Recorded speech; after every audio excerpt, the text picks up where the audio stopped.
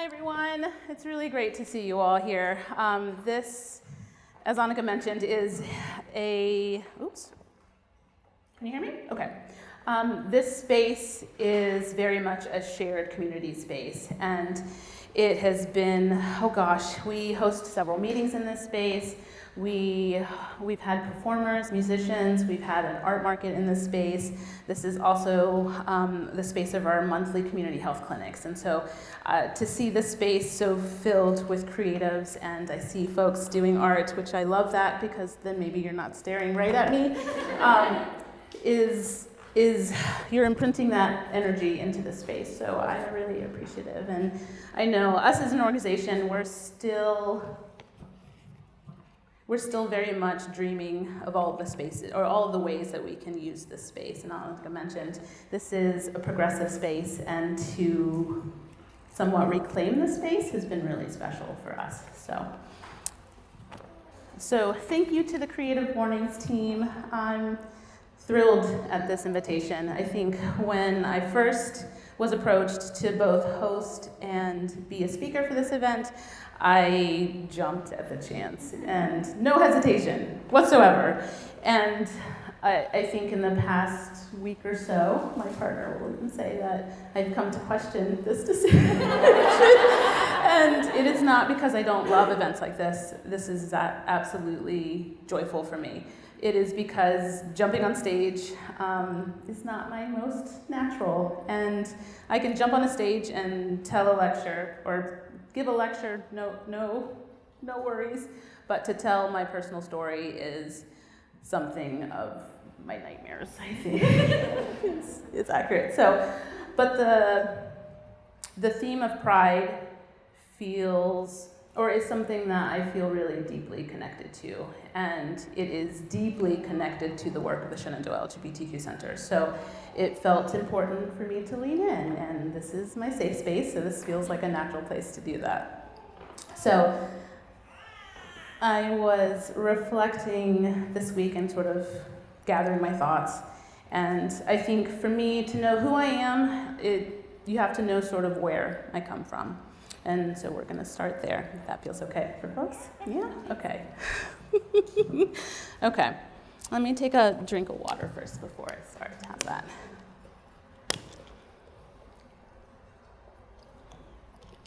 Okay.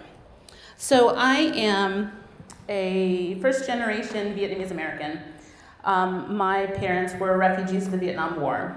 And for a little bit of historical context, the Vietnam War ended in 1975, and about 2 million Vietnamese people left Vietnam to flee oppression, and around 800,000 or so fled by boat. And these are widely known as Vietnamese boat people, so you'll hear that term sort of in the media. And so my family were Vietnamese boat people. And the boat people, they all left around the late 70s, and many did not survive this journey.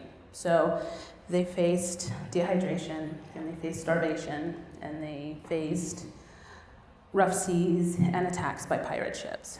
And folks that did survive, they landed in refugee camps. So they landed in places like Malaysia, Indonesia, Hong Kong, for example, and these countries were reluctant to take in Vietnamese refugees. And so folks were placed in camps, refugee camps, and they stayed there sort of temporarily until they eventually entered countries like the United States, countries like Canada, for example. And so this feels like a first step to tell my story. And I was reflecting, and I actually don't know my family's story. My family didn't talk about it growing up. And over the course of the years, I've been sort of able to piece together bits and pieces, and I actually texted my sister over the weekend. And I asked her, can you tell me what you know? And between the two of us, we sort of cobbled together kind of a framework. So to flee Vietnam, you had to pay a significant amount of money or gold to essentially purchase a spot on a refugee boat. And to flee, you did it under the cover of night. And essentially you go into hiding until it's time. And you run out onto the beach, swim into the ocean, and get onto the boat, all without being detected or captured by authorities. And that's what my family did. And my mother and my father sold everything that they owned and purchased a spot on a refugee boat. And on the night of the escape, my father was able to make it across the beach and started swimming. And my mother was pregnant with my sister at the time, and actually also had my eldest brother, who was a little over 1 at the time, and she couldn't run fast enough. And so there were already authorities on the beach, and my mother and my brother had to go back into hiding and essentially watch the boat with my father on it leave. And this is sort of the fuzzy part of the story, in that somehow my father makes it, and he convinces some folks to sail back to Vietnam in hopes of rescuing my mother and my brother at the time. And so my mother had gone back to live with my family in hopes of sort of saving up some more money for the second attempt. And the second attempt was successful, and they landed in a refugee camp in Malaysia and stayed there for some period of time, and I'm not entirely sure how long, and they eventually came to the United States.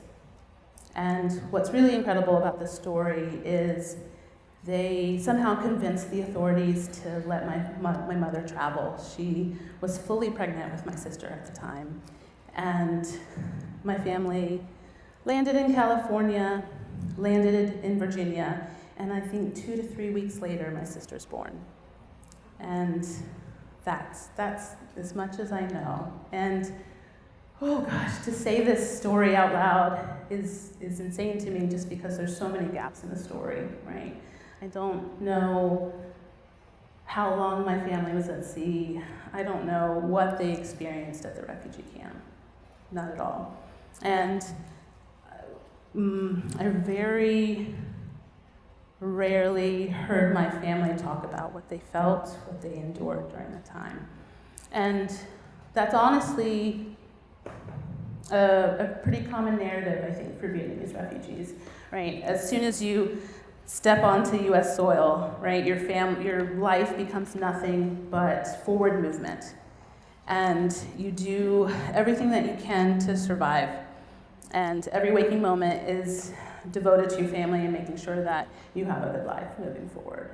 And so for me, I didn't know a lot of the story of the escape, but I was really lucky to grow up in a family where we talked a lot about our rich cultural history, and a lot of that was around food and family and joyful things. And so I grew up, I think, with this really strong sense of where I came from. And so off I went onto this sort of, so a lot of the time was spent on survival, and my mother and father went sort of back to school and worked and all of the things to sort of restart life. And so needless to say, there wasn't a lot of time for storytelling and for reflection and for processing of emotions and trauma, right? This is clearly what my 30s are for right now. So I grew up in this really deeply connected family, and I think I'm really lucky to sort of grow up, I think early on, even at a young age, that I had a really strong sense of sort of purpose, right?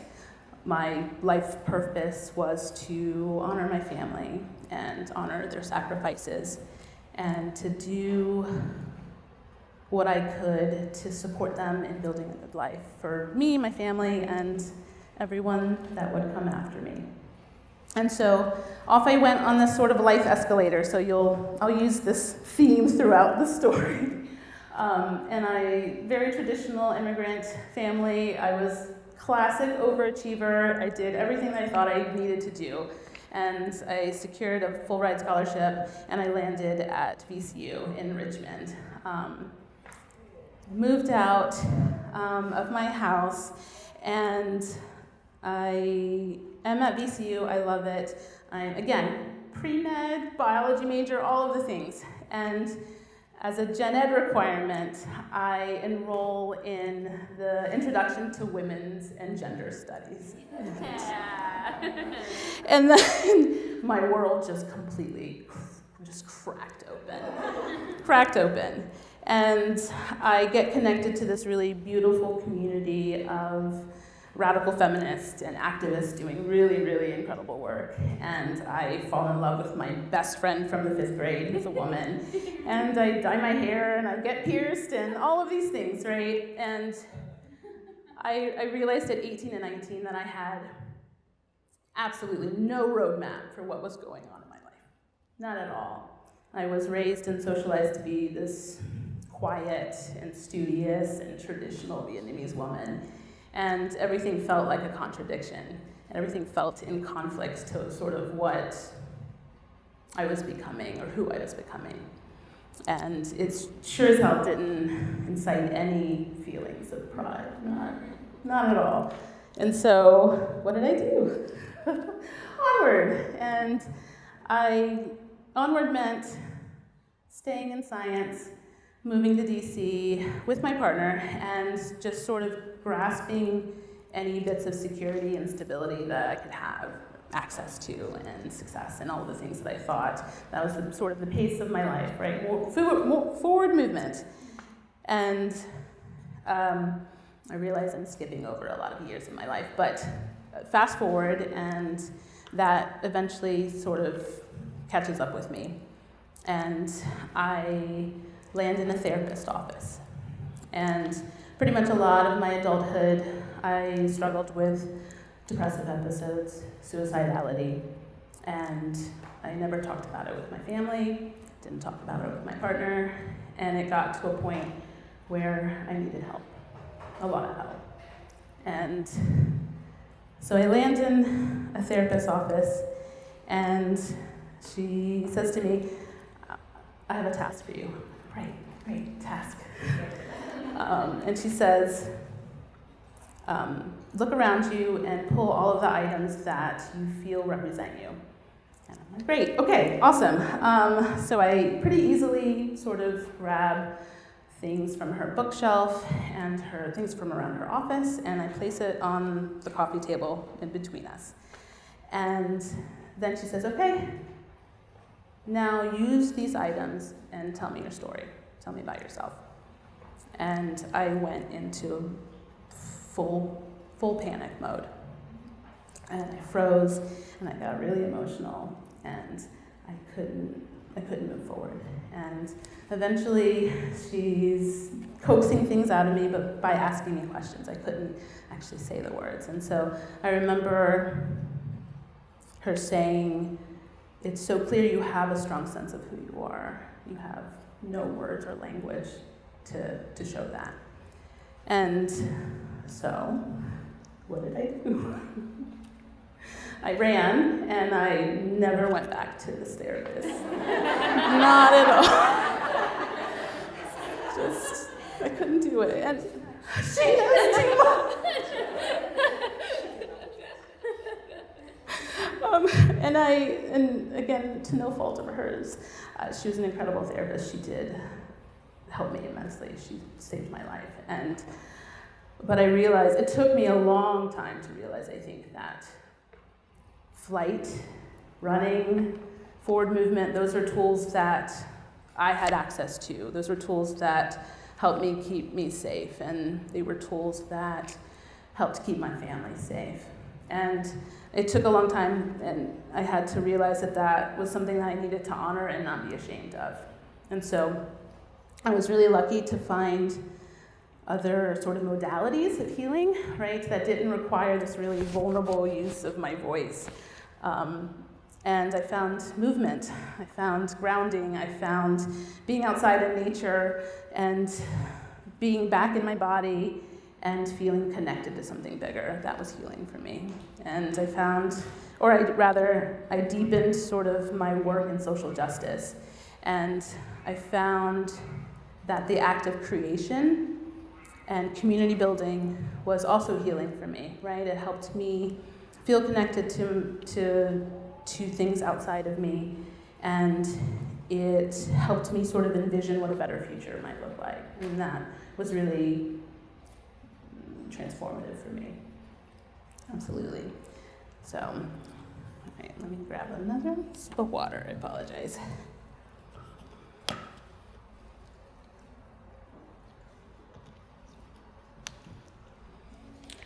I do want to say I did make it back into therapy. I feel like it's important to name that today. It took me a little bit of time, but I am grateful for it. But just needed to say. It's a process. One of the things I felt was really important to share today is I think I have this hope that we can disarm this sort of commercialization of what pride is. Right? I think pride, particularly around queer identity, is something that is sort of repackaged and sold back to us as this sort of pinnacle of achievement, right? Just think about the language that we use, out and proud and loud. And to me, it feels one-dimensional.